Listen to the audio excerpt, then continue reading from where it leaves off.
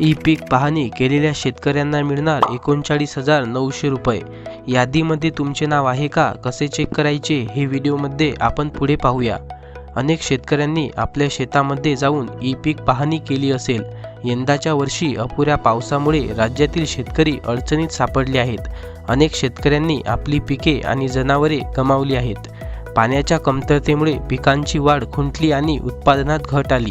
अशा परिस्थितीत 1 रुपया पीक विमा योजना शेतकऱ्यांसाठी संजीवनी ठरत आहे। राज्याचे कृषी आयुक्त सुनील चौहान यांनी या योजनेबाबत सविस्तर माहिती दिली आहे। त्यांच्या म्हणण्यानुसार विमा कंपन्यांना सरकारकडून थेट रक्कम दिली जात आहे। शेतकऱ्यांना लवकरच ई पीक पाहणीचे पैसे त्यांच्या खात्यामध्ये पाहायला मिळणार आहे। लवकरच त्याची तारीख समोर येणार आहे। त्याची तारीख जाणून घेण्यासाठी किंवा यासारख्या महत्त्वपूर्ण माहितीसाठी आपले चॅनल सबस्क्राईब नक्की करा।